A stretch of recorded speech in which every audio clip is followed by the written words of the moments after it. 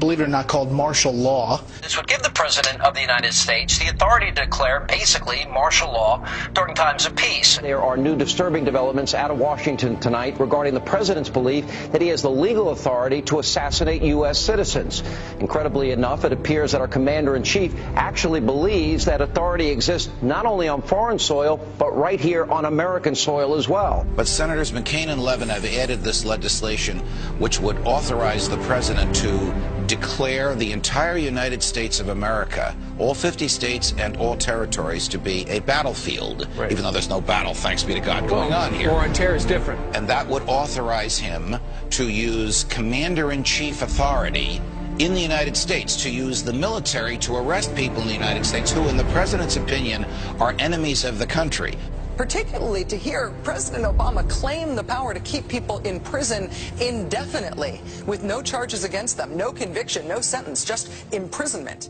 Joining us now is former Secret Service agent Dan Bongino. Dan, thanks a lot for joining us. What do you mean there's no such thing as gun control, only people control? Tell me what that means.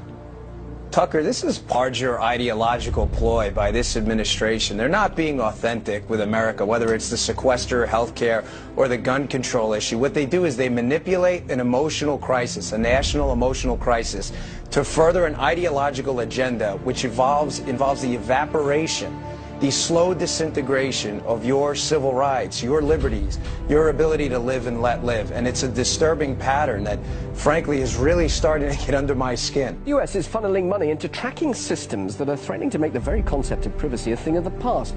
It could mean people's every move being used against them to keep them under surveillance. The information age was an era nearly everybody embraced. But today's surveillance age, experts say, is a reality almost no one can escape. David, why does the DHS need 450 million hollow point bullets? That kind of ammo that they purchased from ATK, hollow point ammunition, as you had explained, it's designed to, tear through human flesh and then expand. It's designed to kill people. This is not the optimal kind of ammo you would buy for target practice. It's more expensive and it's more precise. Do you think this is a sign that they're preparing for some sort of mass civil unrest? So they have an open bid right now, DHS, for even more ammunition, for 175 million rounds of .223 caliber rifle ammo. It's almost identical to the ammunition used by NATO peacekeeping forces. So that's very interesting. Are they planning on some kind of widespread economic unrest in the U.S. that would require NATO forces to help us out? $500 million in surplus military weaponry from the Pentagon, which is authorized through the Pentagon's 1033 program. During the late 70s, Congress passed legislation called Posse Comitatus, barring the military from operating on American soil. And in the early 80s, there was an effort to circumvent that in Congress by arming police with military-grade weaponry. And now we're seeing that play out in the streets. People in the inner city in the U.S. have been experiencing this. So civilians in the U.S. are now up against basically military-style policing.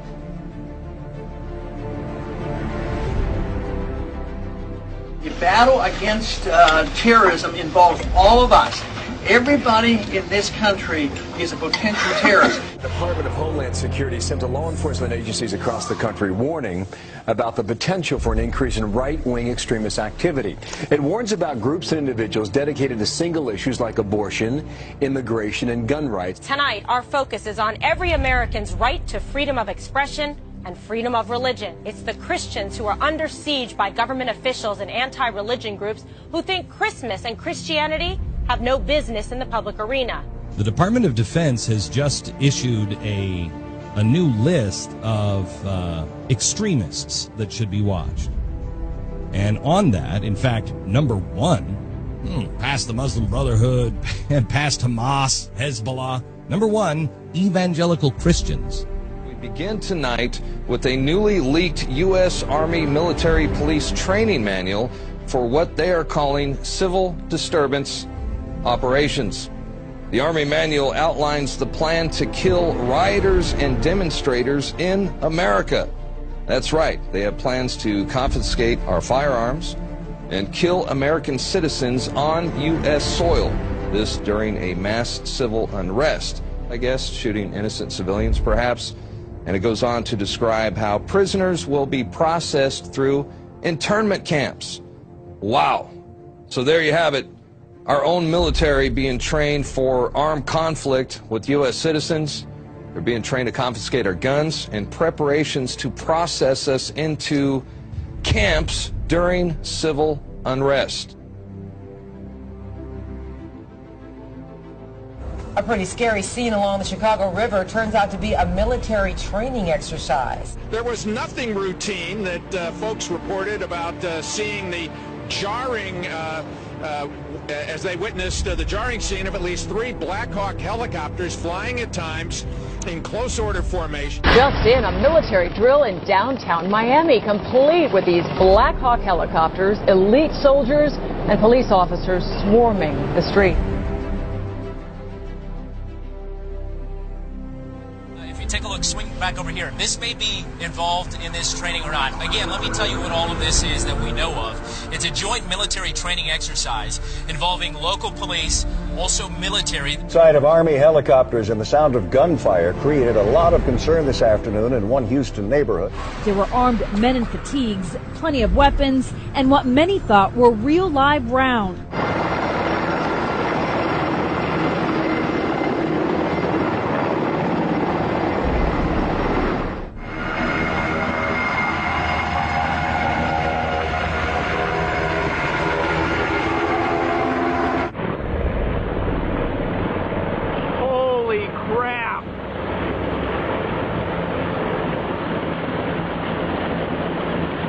Armed Black Hawk. I told you they were coming. There's no lights on them. They're like bugs. So here's the article by Steve Watson. Military helicopters conduct covert exercises over U.S. bank buildings. This is all part of other drills going on to acclimate the public to being attacked by our own military that are happening here in the United States. Here it is. LAPD and elite military units conducted extraordinary counterterrorism training in the skies above downtown LA tonight. At one point, they made what appeared to be a drop-off at a park. Within seconds of landing, the helicopter was back in the air. It was a strange sight in the skies over Los Angeles. Military Special Forces flying a practice mission last night, and there are more exercises scheduled for today. The entire city of Boston is in lockdown. In the suburb of Watertown, police with guns drawn are searching door to door. I mean, we had martial law up there. FBI and all these agents coming in, closing things down, going to people's houses.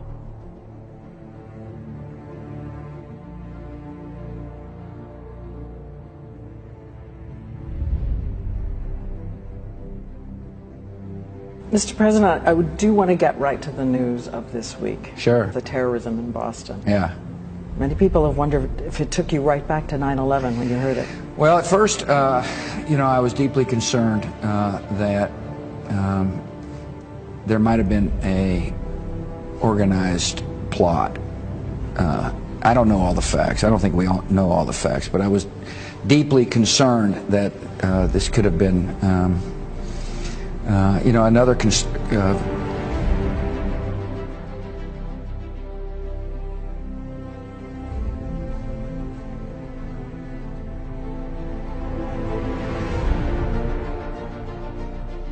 While they're doing this, they're amassing this wealth in order to redirect it toward martial law endeavor, and not just in America, but globally. They want to lock down every country and force us into global governance, eventually force us into a global reserve currency that is like the Bancorp that the IMF has been pushing.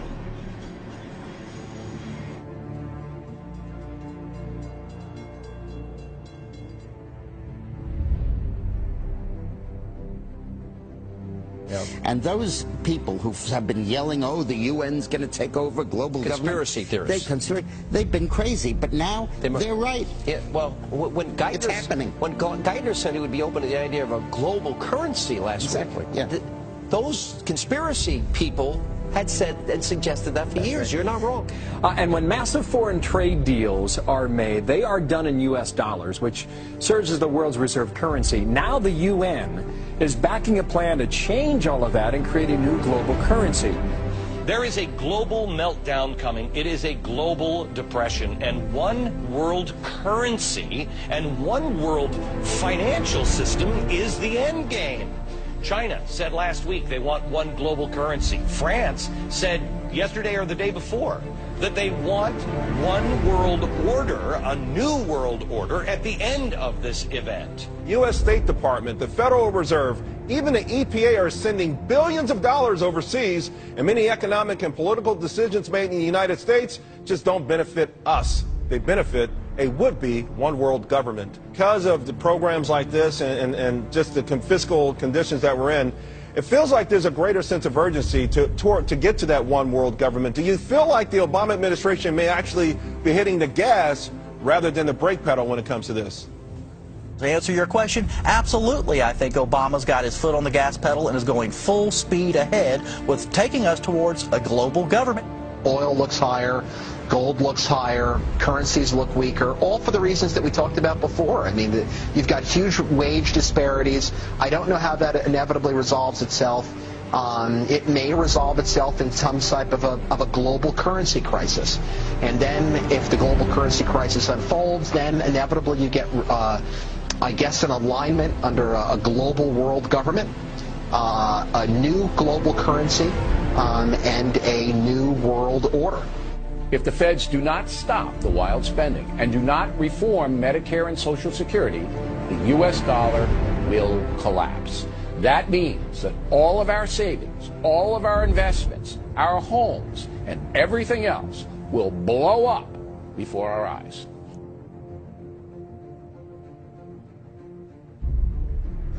This morning on Today's Health, a computer chip that could be implanted under your skin so that doctors can quickly access your medical record. Explain to me briefly what the VeriChip is and what it is supposed to do. VeriChip is a tiny miniaturized RFID, or radio frequency identification microchip. It's 11 millimeters by 1 millimeter.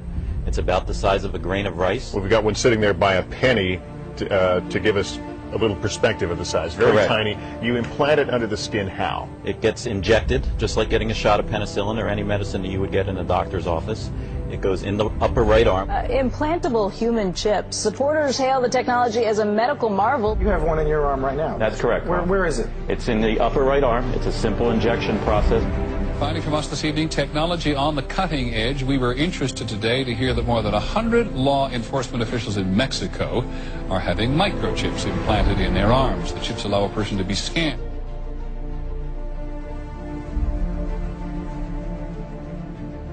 The ultimate goal that these people have in mind is the goal to create a one-world government run by the banking industry, run by the bankers. The whole agenda is to create a one-world government where everybody has an RFID chip implanted in them. All money is to be